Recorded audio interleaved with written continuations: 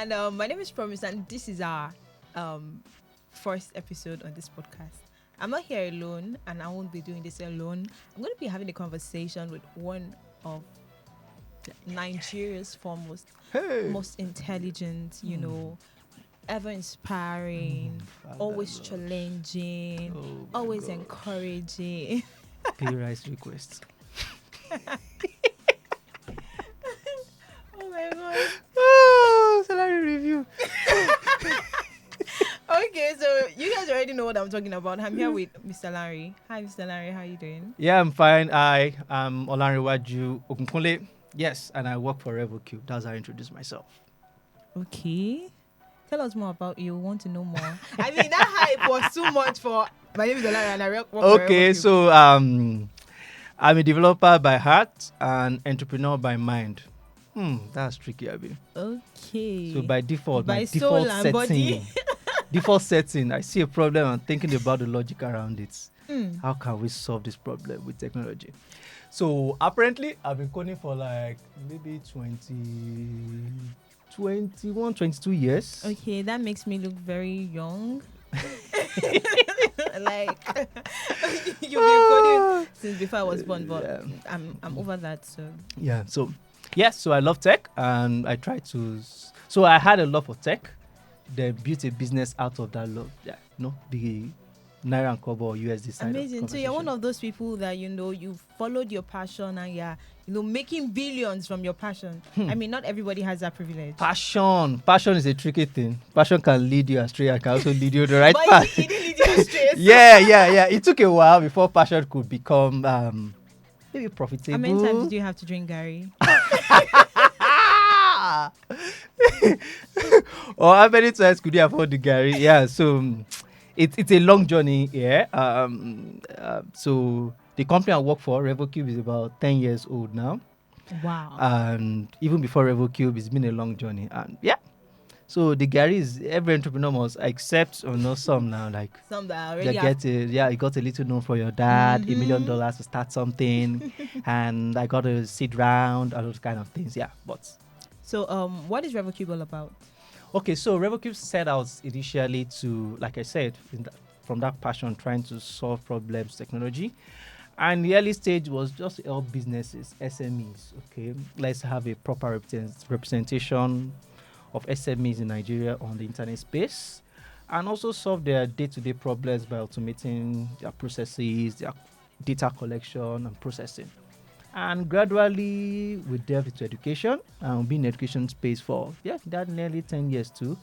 It's been a lot of very, very interesting events. Yeah. So now RevoCube is more focused on education. Yes, right now it's more of education. Okay, Yes. so I heard that schools just resumed. I was discussing with the parents. She literally took a week leave from work. And I was asking her, what was that for? For back to school shopping. Wow. Yeah, back to school shopping, new backpacks, socks, New uniforms. uniforms, and the interesting part, new bills. New Revised school school fees, body fees, body fees, all those school tuition boards. fees, uniform, socks, extra pair of this and that, textbooks, notebooks, and all of that. Yes, and so But do you have? Let me streamline that, because if someone could actually take a whole week leave yes, just to attend to all this, maybe something like needs. Monday Eco Market, Tuesday Yaba Market, Thursday Okiari. And I'm sure there's already a booklet. There's a booklet like the cross that no, not this brand of milk. I heard that there's another one in the market now. This one is instant. This one is full. Okay, this boy is grown enough too. Could need the full milk, man. So it's a lot of thought process going into that. And as that's happening on the parent side, What I was schools are going also to ask, what exactly is happening on the school Hey, side? so I've been to a couple of schools during this break, and right now it's new academic year, so packaging and presentation. Everybody's wearing new shirts. So they will see some paintings going across, some schools renovations, some schools that are probably building new classrooms, some from bank loans, and some hoping that parents will resume fast and pay school fees.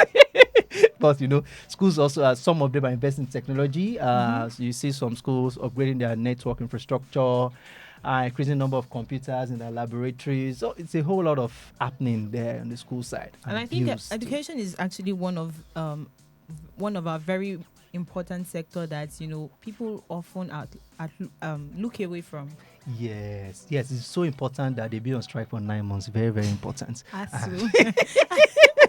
Very, very important. I see the importance, and I really appreciate the importance of education.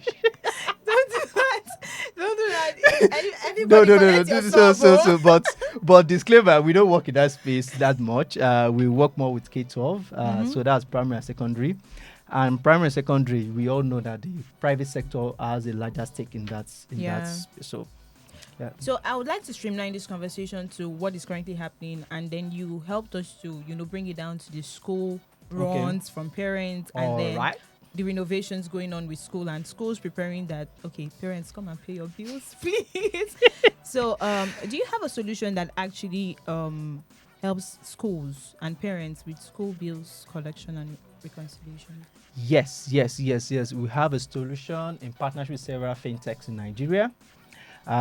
So we've partnered with most of the top 3 fintechs. So I don't want to mention them. Come and partner with me now. Do you have a fintech? Then we can talk about that. So what we've done is that we have simplified the collection process. Like I explained to you, that parent has gone to all of those markets to make sure that she gets the best value for money. Now he wants to pay school fees. So the last level of frustration he or she wants is payment not going through, paid is loading, I transferred, you didn't see it. So they don't want that now. And now some parents speak very good English. Like me, I mean. I put a call through to school bosses like no. So we're trying to remove those stress from them. And yes, we have a product in that space, and it's called schoolteller.ng, simplifying payment collections in partnership with payment processors, and create happiness for the parents and happiness for the school, simplifying the collection process. So it's meant for the two parties, basically. Yes. So there's the school side and there's the parent side. So from the parent side, let's talk about the parents, because if there are no parents, I don't think there will be schools. So let's focus on the parents. How does School Teller actually help the parents? How does it make it less stressful for the parents when they're paying their children's school bills? Okay, so typically, a whole lot of payment infrastructure still use username, password. Then you log in, then forgot password, and yes, confirm you are this, you are not a robot. I was going to say And that. what is your mother's maiden name? Oh yes, it's you. The password is sent to your registered email address. And parents what's my email address? Because their parents actually they now have multiple email addresses. Sometimes some persons might have registered with their work email and they're trying to sign up or log in with their private. So a lot of hassle around that.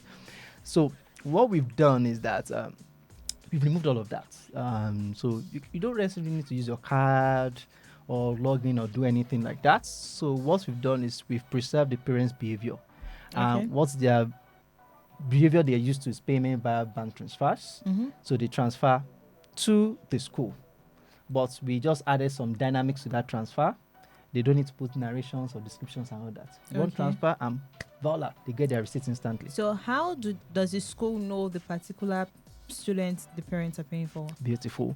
So every student in the school has a unique dedicated virtual account number. That's partnership with financial services, and so those account numbers are smart enough to know what amount is due to that student. And yes, all the bank accounts that those payments should be linked to, for example, where PTA should go to, tuition, boarding, textbooks, uniform, and all of that, without having to bore the parents with several, a whole lot of account numbers.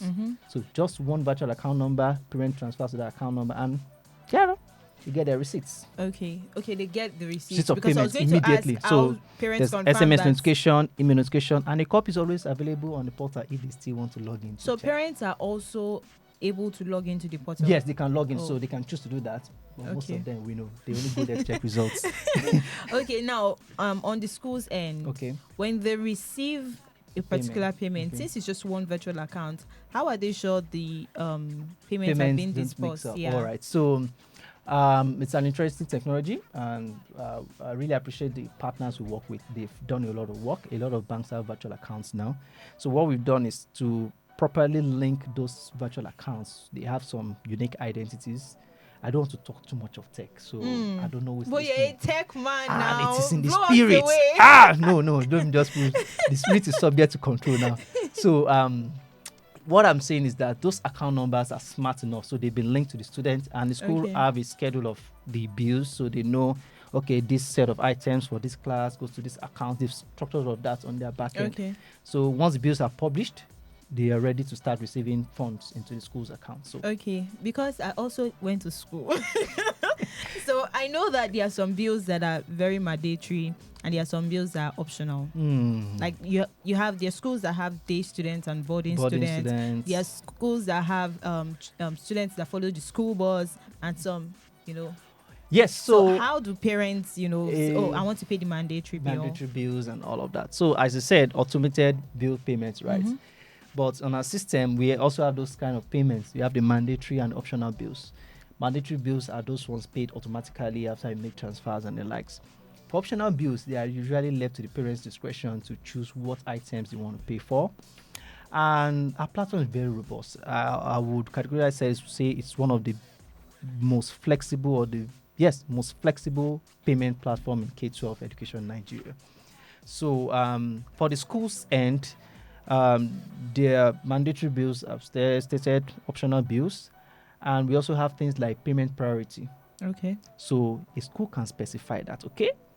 When parents are making transfers and payments, yes, and there's also part payment too. Mm-hmm. So a system can do part payments perfectly. Instrumentally. Yeah, so school fees 100K or 500K. I have 100K now. You can just pay that in as you are collecting your job and wait for the next inflow. So as payments are coming in, the school can structure the order of payments. We call it priority bill priority on our platform. And another interesting part is payment plans. That payment plan is flexible. It depends on whatever the school chooses to do with that. Some parents will go make the school actually my husband gave me the money. But no, that's just a joke. But it's supposed to but you see, there was one important business deal that came. My friend brought in this clothes from Turkey. No, that extreme is quite extreme, but my friend brought in this clothes from Turkey, and I think I can make some quick money. So I have spent it. So dear boss, how do we without sending payment reminder to my husband? But that's just a joke, but I don't know if it might happen at any point. But payment plans means that the school can give some parents some payment structures and stagger their bills based on those payment plans.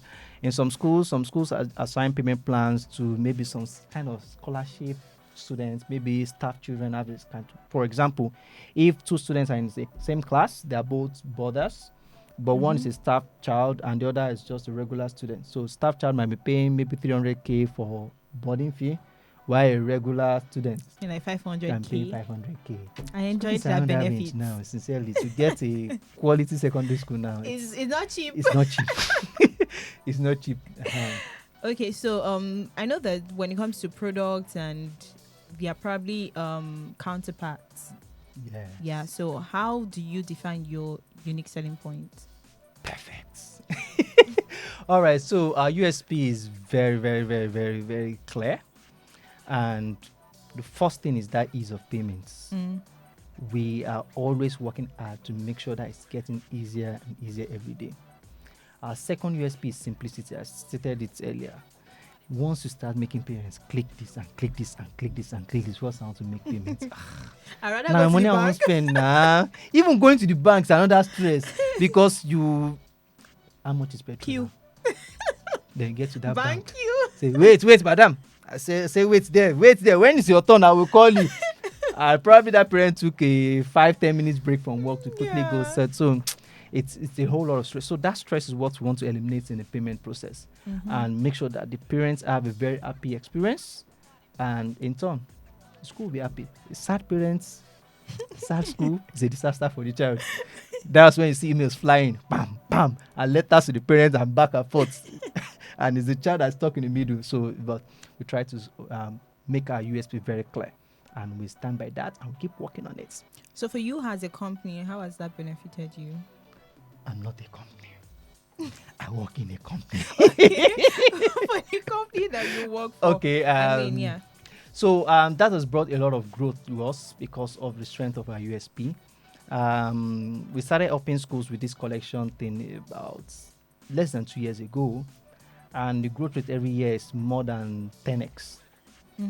The adoption, the number of schools coming on board and seeing it. So more like fellow school owners are doing the evangelism for us, and that's okay. Have you spoken to them? Call them, talk to them and let them solve your payment problem. So that's what we've done so far. I mean, it's been amazing chatting with you, and it's Thank you. I shouldn't even end this episode. Thank you. Guys, it's a wrap here, and like he introduced himself, is Mr. Nare from RevenCube Technologies. Yes, I remain your host. My name is Promise. See ya later. Bye-bye.